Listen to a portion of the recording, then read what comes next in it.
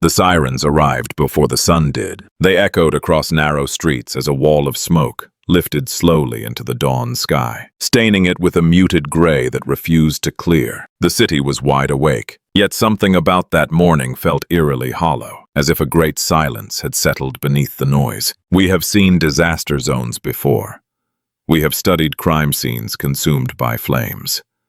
But this one carried a strange stillness, a sense that the fire had burned through more than concrete and steel. It had burned through trust. Far from this inferno, in a quiet corner of northwest China, a young artist once stuffed a few books and a guitar into a worn travel bag. His name was Yu Menglong, though many who followed his journey would one day call him by a gentler metaphor: the running fish. At 25, he headed toward the city lights with the fierce conviction that talent and effort could carve open a path in the entertainment world. According to friends, he imagined life as a marathon, a long and grueling race where persistence mattered more than pedigree. What he did not imagine was how abruptly that race would end, or how his disappearance would later fuel a wave of public suspicion that crossed borders and ignited an online storm. The two events, a young man's alleged demise and a deadly blaze in a Hong Kong housing complex, were never meant to be uttered in the same sentence. Yet in recent months, they have become intertwined in a narrative shaped by anger, fear, fragmented evidence, and a public desperate for answers. Supporters claim that Yu Menglong's story is not simply one of a life cut short,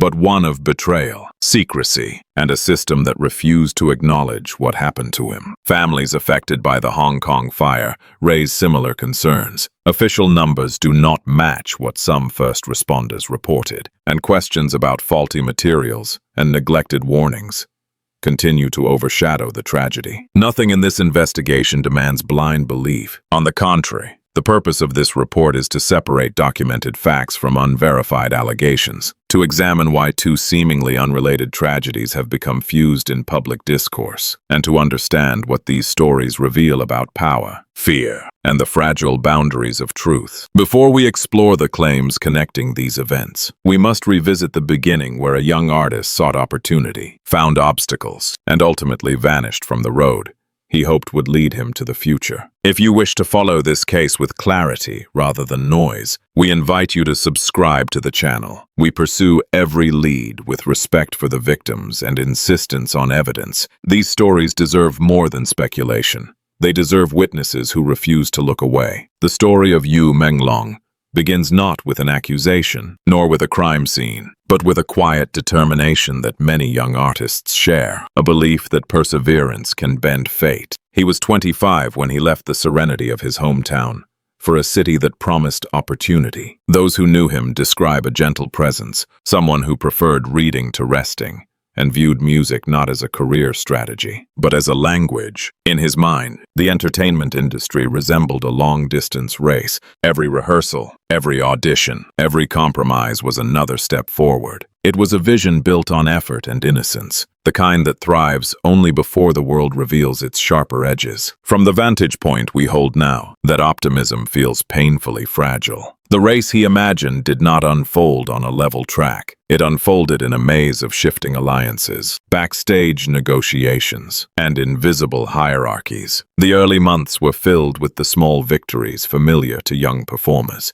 Callbacks, collaborative projects, supportive messages from strangers online. Yet beneath those milestones lay subtle signs of isolation. According to acquaintances who later spoke anonymously, Yu Menglong occasionally hinted at tension with individuals who controlled access to opportunities. Nothing explicit, nothing that could be documented. Just scattered remarks about pressure, manipulation, and the feeling that his progress was not entirely in his hands. As these fragments resurfaced after his disappearance, supporters began weaving them into a larger narrative, one shaped as much by emotion as by evidence. We must be careful here. The claims that follow originate from online communities, not official investigations. Still, they reveal how a public deprived of clear answers constructs meaning from absence. In these narratives, the early stage of his career is depicted as a controlled environment rather than a competitive field. The metaphor of the marathon appears again, but reshaped. The water stations become sites of betrayal.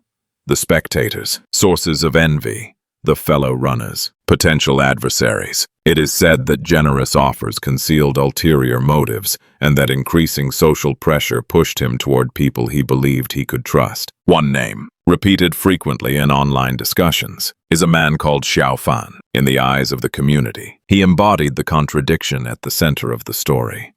A confidant who may have held a different agenda behind the scenes. There is no public record confirming a personal conflict between them, yet the symbolic retelling is consistent across supporters' accounts. In that retelling, Xiao Fan appears at a moment of profound vulnerability, offering help, but withholding it when it mattered most. This portrayal has become a cornerstone of the movement, demanding justice for Yu Menglong, whether factual or allegorical. It illustrates how betrayal operates in the imagination of a distressed public. The most devastating blow is not delivered by a stranger, but by someone who stands close enough to hear the plea for help. The absence of verified timelines has only deepened the mystery. Supporters often refer to a specific point called kilometer 12, a metaphorical marker that represents the moment when the race transformed into a trap. Some interpret it as a physical location, others as a psychological breaking point. What remains consistent is the assertion that he encountered a scenario engineered to limit his options, leaving him without support. A single detail fuels this belief: the story of a blood-stained cloth allegedly linked to him, though no investigative body has issued a statement verifying its origin or significance. Still, it circulates widely across social media, becoming a symbol of unanswered questions. It is here that the narrative shifts from circumstantial tension to allegations of violence, according to a self-described spiritual medium whose statements spread rapidly online. Yu Menglong did not simply disappear. He was harmed in ways intended to eliminate both physical remains and public suspicion. These claims venture into territory that demands caution. They describe organ removal, culinary preparation, and ritual motivation elements that echo ancient myths more than documented criminal procedure. We do not present these allegations as fact. Instead, we acknowledge their presence in the public sphere, because they shape how communities interpret silence from authorities. Why, then, do such extreme claims gain traction? Perhaps because the absence of transparent information creates a vacuum that fear readily fills. When an artist vanishes and no official statement provides clarity, speculation evolves into conviction. Supporters argue that the lack of public records, combined with the speed at which online discussions are removed within certain regions, suggests intentional suppression. Officials have not responded to these accusations, leaving a landscape dominated by conjecture rather than confirmation. We must confront the emotional gravity that surrounds cases like this. When a young public figure disappears, people search for meaning. They search for villains and motives that can explain the unexplainable. Allegations of exploitation and ritualized violence emerge not because they are proven, but because they reflect a deeper anxiety about systems that appear unaccountable. The story becomes larger than one individual. It becomes an indictment of power structures, cultural tensions, and the frailty of vulnerable artists navigating opaque industries. As investigators of narrative truth, we hold a responsibility to recognize the weight these supporters carry, while also demanding evidence that withstands scrutiny. If the claims are true, they point to a crime of staggering brutality. If they are untrue, they signal a different tragedy, one in which desperation overwhelms discernment. Both possibilities deserve examination. Before we proceed to the broader events that later intertwined with his story, we must ask a question central to this case. When silence replaces clarity, do communities fill the void to seek justice or to seek certainty, and how can we tell the difference? If the story of Yu Menglong is shaped by absence, ambiguity, and unanswered questions, the tragedy in Hong Kong is shaped by something far more tangible: fire. Fire does not leave room for metaphor. It leaves heat, smoke, and ruins. Yet even here, where physical evidence should anchor the truth, the public has found itself confronting contradictions that deepen rather than resolve their fears. The blaze at Hong Fuk Court erupted with a violence that stunned first responders. According to official statements, 151 people lost their lives. That number alone would place the event among the deadliest residential fires in modern Hong Kong. However, accounts from several firefighters, circulated widely on social media, claimed a higher toll, one that exceeded 200 bodies. These accounts have not been formally verified, but the discrepancy between the two numbers has become the foundation of public distrust. In a tragedy where every life matters, the question is not only how many died, but why the count appears contested. When we examine the physical structure involved, certain technical concerns emerge. Fire-resistant netting is required in construction zones to prevent debris from falling and to minimize the spread of flames. Yet according to statements provided by the Buildings Department, and later scrutinized by independent observers, 7 out of 20 tested samples reportedly failed to meet fire-resistance standards. These nets, priced at 54 Hong Kong dollars each, were significantly cheaper than compliant alternatives. This detail ignited claims of procurement negligence, suggesting that substandard materials may have amplified the intensity of the blaze. Whether these details reflect isolated misjudgment or a broader pattern of regulatory failure remains unclear, but their presence in the investigation highlights structural vulnerabilities that may have contributed to the disaster. The conversation becomes more complicated when we look at the contractor associated with the project. Hong Yip Construction, the firm entrusted with the renovation of the estate, is said to have accumulated more than 100 documented violations over time. Despite this record, the company reportedly secured the contract with a bid, allegedly twice the standard market rate. Residents expressed concerns about safety long before the tragedy occurred, yet their warnings were characterized by certain officials as unfounded. Critics argue that this indicates not merely negligence, but a systemic pattern where political alignment outweighs community welfare. It is an argument that carries emotional weight, especially in the wake of mass casualties. 2 videos that surfaced online shortly after the incident further fueled speculation. In the first, flames surge from the building's lower levels, while alarm systems remain eerily silent. The sprinklers, designed to activate automatically, show no visible response. In the second video, a separate fire appears on an upper floor with no apparent connection to the blaze below. These visuals have led some observers to suggest the possibility of multiple ignition points. Official findings have not confirmed deliberate arson, yet the images have become rallying points for those who believe the blaze was orchestrated rather than accidental. Why do such theories gain momentum? Part of the answer lies in the communication gap between authorities and the public. After the disaster, community leaders and volunteers reported facing restrictions on the information they attempted to share online. Some individuals who questioned the official narrative were reportedly detained or warned. These actions, documented through public testimonies and advocacy networks, reinforced the perception that transparency was being curtailed. When people see individuals punished, not for committing crimes, but for asking questions, they begin to suspect that the truth may be larger, darker, and more dangerous than any official report acknowledges. From this landscape of fear and doubt, a spiritual interpretation emerged. Within certain online circles, the fire has been described as a grand offering, a term that reflects a belief that mass tragedy can serve ritualistic purposes. This interpretation is controversial and not grounded in official investigation. Yet its spread reveals something significant: the public's suspicion that the disaster was not only mishandled, but exploited. Believers cite the timing of political events, the severity of the casualties, and the appearance of celebratory imagery on state-affiliated platforms shortly after the incident. Most notably, a video depicting roasted meat posted near dawn was interpreted symbolically as a message of triumph or indifference toward civilian suffering. We emphasize again that these conclusions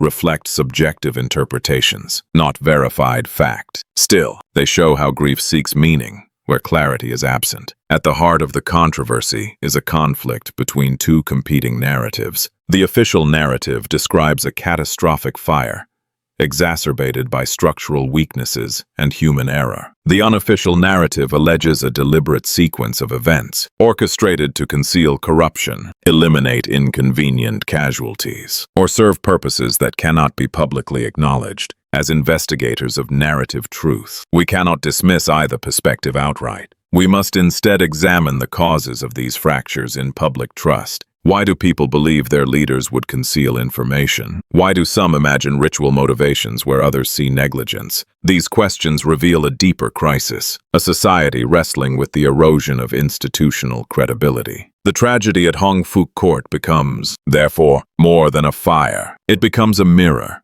reflecting the tension between fear and authority, transparency and power. It also becomes an anchor point connecting the disappearance of a young artist to a larger tapestry of suspicion. Whether these links are symbolic or substantive remains a question we must address carefully in the next phase of this investigation. For now, we close this section with a consideration. When a community cannot rely on official accounts, does skepticism protect the truth, or does it create new shadows that obscure it even further? As the investigation into the Hong Kong fire unfolded, another thread rose sharply in public consciousness, the campaign demanding clarity regarding the fate of Yu Menglong. What began as scattered concern across online platforms soon transformed into a structured movement. Supporters called it the No More Dream campaign, a symbolic rejection of the idea that a young man's life could simply fade into silence. Within weeks, the petition collected hundreds of thousands of signatures, eventually reaching more than 710,000. According to its organizers, each signature represented a person unwilling to accept ambiguity as the final chapter. Yet, like everything else in this case,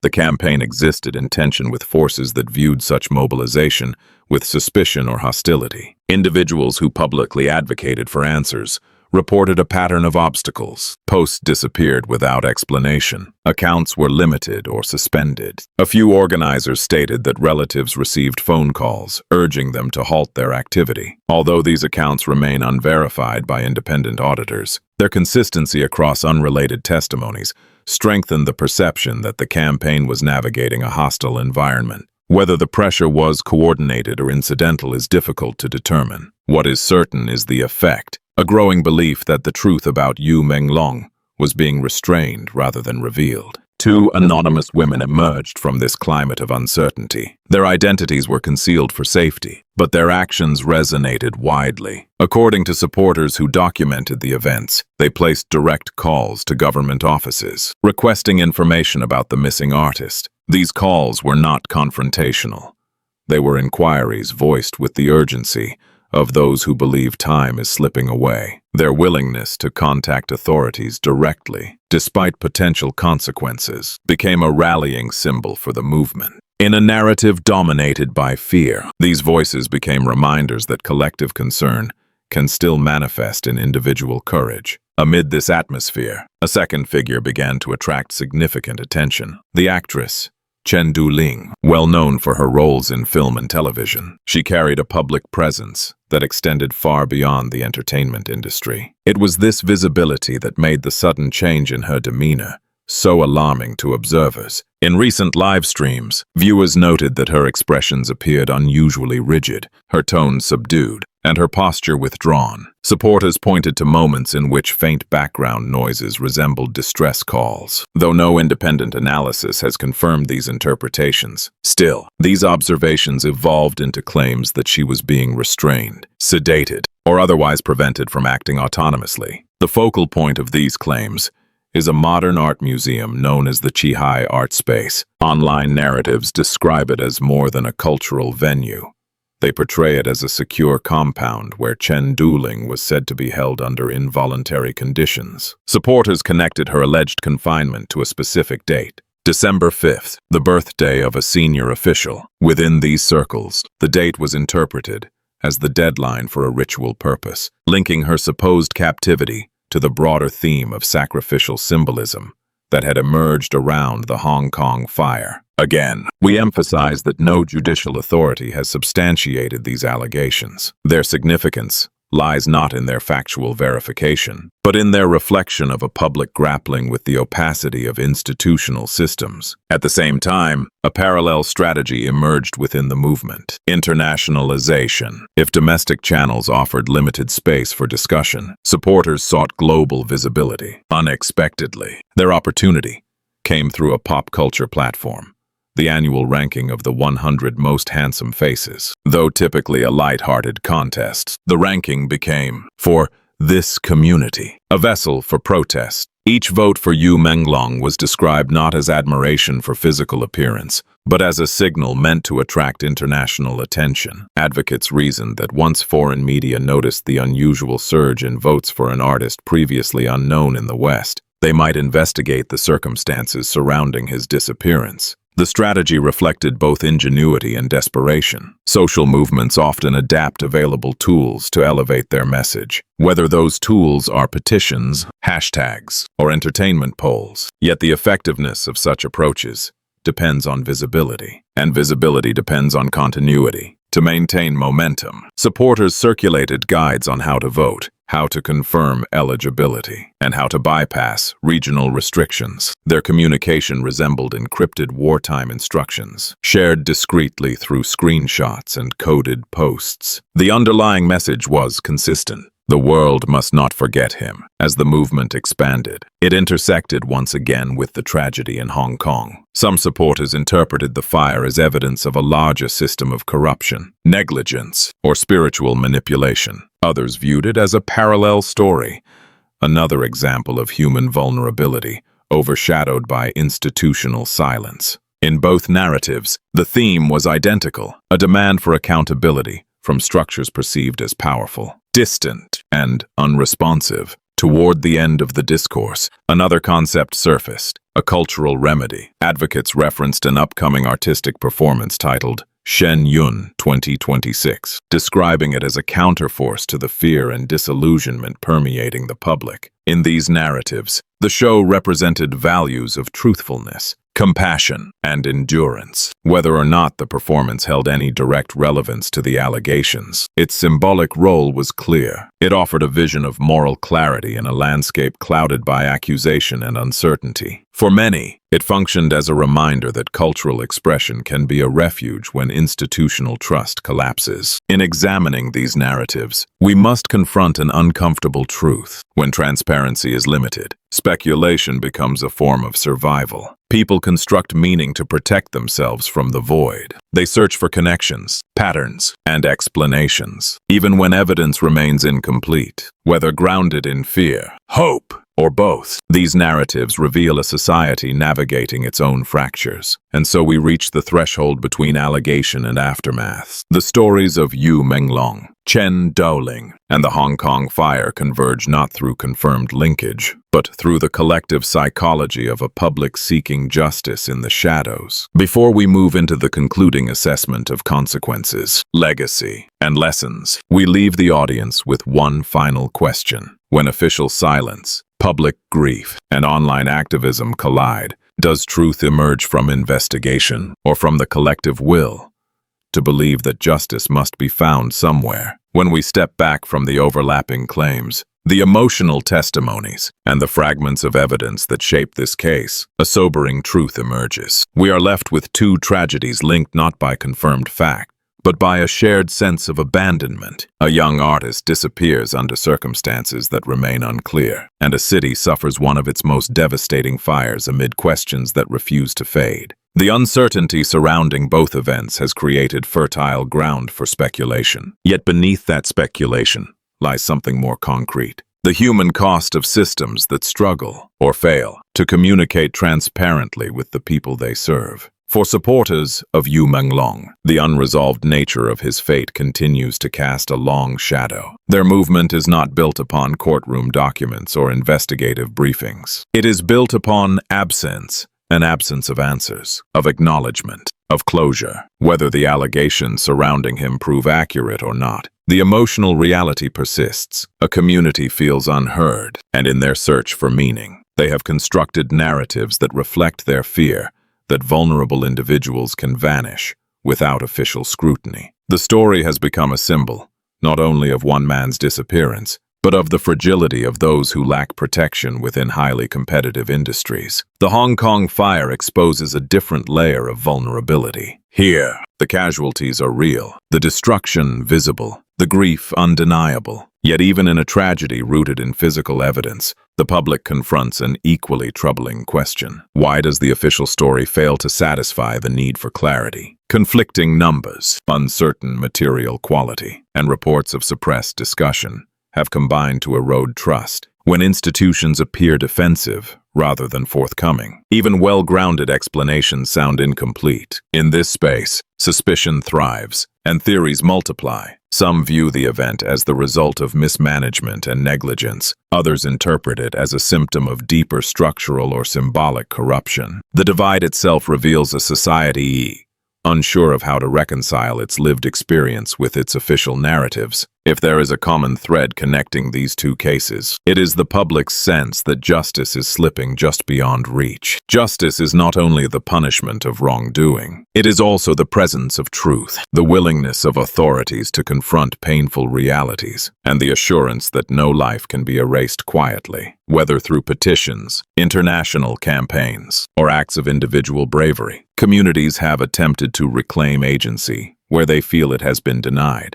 Their efforts demonstrate a powerful truth. When official paths to accountability narrow, people will search for new ones, even if those paths lead into contested or uncertain territory. Yet as we close this report, we must also acknowledge the danger of seeking certainty where evidence remains incomplete. Narrative momentum can become its own force, shaping belief before facts are established. In such environments, truth becomes a fragile thing, easily overshadowed by urgency and fear. Our responsibility, as observers and investigators, is to hold space for questions without allowing assumption to become verdict. What remains, then, is a call for vigilance. Vigilance in demanding transparency, vigilance in protecting those who ask difficult questions, and vigilance in resisting the temptation to accept unproven claims simply because they offer emotional resolution. Justice cannot thrive in silence, but it cannot thrive in unchecked speculation either. It requires patience, evidence, and a collective refusal to look away. If you believe that stories like these deserve to be examined with clarity rather than noise, we invite you to like this report, share it responsibly, and subscribe to the channel. The search for truth is rarely simple, and it is never swift, but it is necessary, and it continues with each person who chooses not to let these names fade